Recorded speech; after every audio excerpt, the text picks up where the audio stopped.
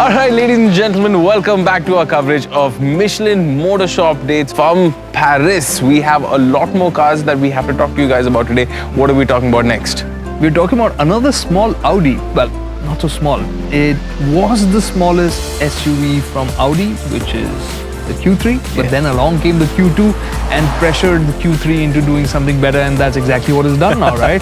I am so happy for the Q3 because the previous generation Q3, which I was looking at a couple of months ago, thinking, you know what, it is starting to show its age. Yeah. What more could they have done? And wow, I got to say, I love the design of this new Q3. The first thing when you look at it, the first thing that it reminds me of is a mini Q8. Right. Very funky design. You have that nice imposing grille. You have what they've done with the LED DRLs particularly really appeals to me. It looks like it's got war paint on. So that's a nice insight. I mean, I never thought of that. So it's going out to really get the competition. It's based on the MQB platform, and Audi is calling it now as the upper compact SUV segment, the space that the new bigger Q3 because you have the Q2 as well, so it's just it gets crazy with the kind of segments that the cars are playing into, especially since you have so many different categories now. Absolutely. Right? Let's look at how much bigger. It's longer by 97 millimeters, 18 millimeters wider, and its wheelbase has been stretched by 77 millimeters. The seats, the middle row can retract up to 150 millimeters. This is something that I've seen in much bigger SUVs that even have like third rows, right? So it's really cool that it's made its way into a compact SUV like this. You also have an electric tailgate, which now gets that, that kick functionality. So you just kick at it and it opens up on its own if your hands are occupied. It now gets Audi's virtual cockpit as well. So effectively, similar to what Merc has done with their entire range,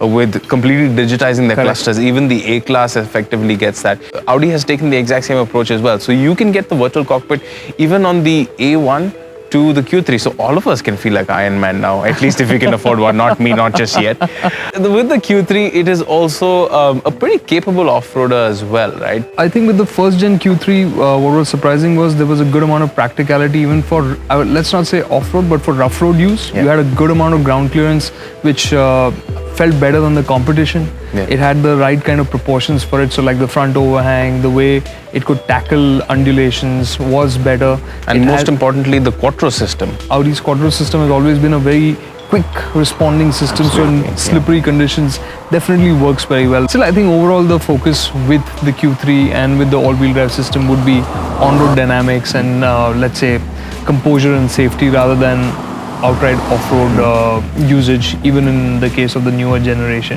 There's a range of petrol and diesel engines, 150 horsepower to 230 horsepower. And once again, the choice of transmissions is 6-speed manual and the 7-speed automatic S-tronic. When can we expect it to hit Indian shores? So Audi's got a whole slew of launches for India next year, and it's right from the A8, the Q8, the A6, the updated A4. So they've got a whole bunch of cars coming our way. It's going to be an action-packed year for Audi, but what is expected is the Q3 will come a little later in the year, not right up front at the start of the year. They'll go with the flagships first. That's what we understand as of now.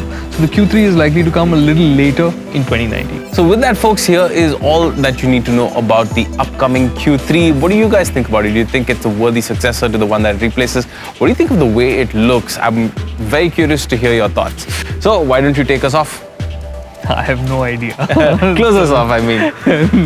मैं नहीं कर पाऊँगा इसलिए क्या बोलना है? Well, you got to thank these guys, Michelin, because they make some of the best tires in the world. Okay. And then you got to tell the audience how awesome Michelin is, and that they can also win themselves a brand spanking new set of tires of their choice, whether it's scooters, it's motorcycles, or even performance machines like this F-Type. I think I did that.